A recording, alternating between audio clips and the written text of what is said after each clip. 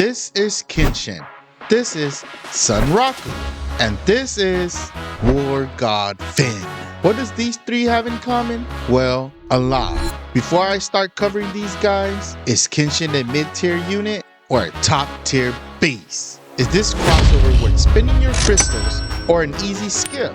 Today, I'll break down these units, highlight key details you should consider, and reveal which unit are the true gem of this crossover. I've been hearing a lot of Kenshin is mid and an easy skip, but how do you know if Kenshin is mid?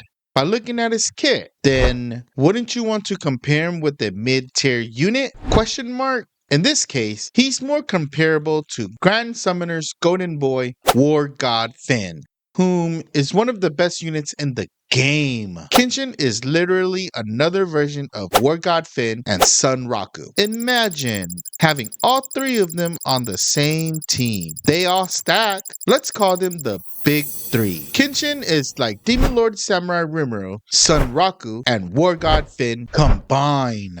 Now, back to the Big Three. First, they all have supercrit, which War God Finn has the lowest rate of the three. Secondly, they all provide artgen with their true art. Again, War God Finn provides the lowest artgen of the three. But what makes him the better unit of the three? I'll tell you.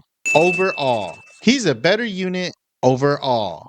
It's in his passive. He provides 50 arts to the team and increases damage. His true weapon increases humans' damage by 40%. Also, providing 25 arts to the team increases his skill CT recovery and gains art damage by 20%. For his skill, he obtains 50 arts per use. Sunraku, though, he doesn't have a true weapon. His passive is lacking, and for his skill, he needs to crit to gain 60 arts. If not, it's 30 instead. This impacts his sustainability. Well, Kenshin's skill is the same. He needs to crit to obtain 50 arts. If not, he gains 30 instead. He doesn't have a 5-star support slot. He does have a pretty good passive, and his true weapon, we'll get into that later. So how does Rurouni Kenshin transition into Grand Summoners? He's already received a buff. Playing Grand Summoners, I highly advise you to obtain as many supercrit units you can, especially if they're different elements. With all this being said, let's get into his kit. Kenshin lacks a 5-star support slot.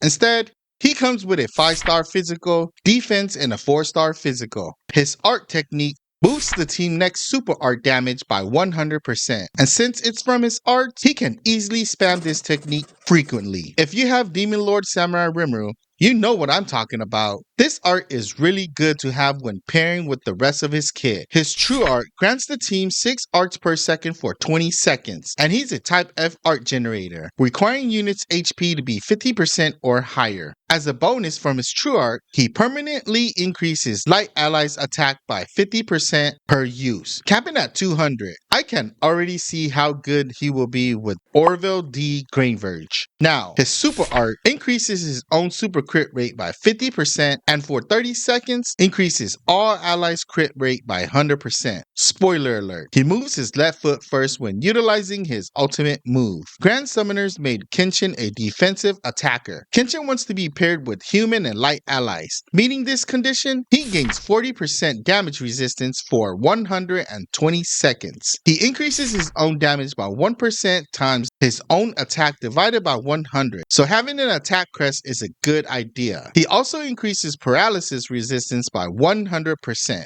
His true weapon, Sakaboto, reduces enemies' light resistance by 50% and increases Kenshin's own crit damage by 50%, with 1 art per second, and an additional 5% attack boost. That crit damage is beautiful. For his rotations, he wants to art true art, then super art. Just make sure you pop his art before unleashing any super art within the team. Kenshin will have good synergy with Emperor, Siger, Orville D. Grainverge, and Nonon in the party. Even though Nonon is a magic damage dealer, he benefits from her passive, her true art, and her art. His kit supports the team with artgen, increases attack with his true art, increases art damage with his art, provides sustainability with his passive and defensive slot, and deals substantial damage with his super art. I like the anime, but this doesn't determine if a unit is good or not, and I honestly don't see how this unit is mid. This unit gives me the same vibe as War God Finn, Sunraku, and Summer Miyu at first release. release. Let me know in the comments what tier you believe War God Finn, Sunraku, and Kenshin are in.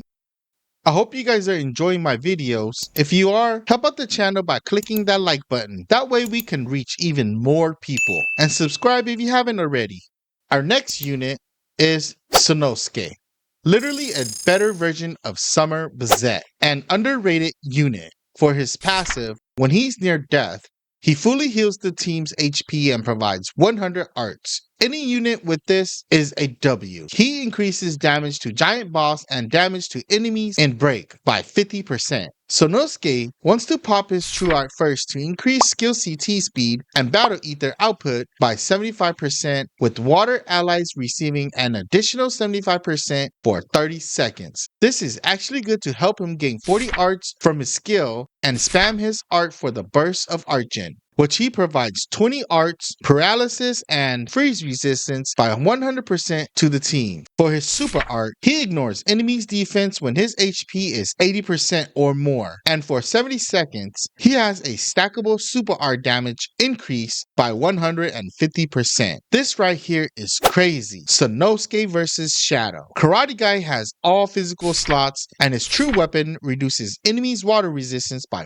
40% and accuracy by 30%. He also increases his own damage by 40% and equipment CT speed by 20%, with an additional physical resistance by 5%. For his rotations, he wants to use his true art to gain skill CT speed, spam art as needed, and spam super art for the stackable super art damage. Not really sure how I feel about him, but that stackable mechanic seems crazy. Our next unit is Hajime Saito. He immediately stands out with his equipment slots: 5-star physical, support, and a 4-star defense. As a dark human unit, his skill provides him with 40 artgen. He increases human ally stats by 20% and his own stats by an additional 20% with his art. That's 40% stat increase. His true art provides the team with a burst of 30 arts and reduces enemy physical resistance by 100%. This is really good.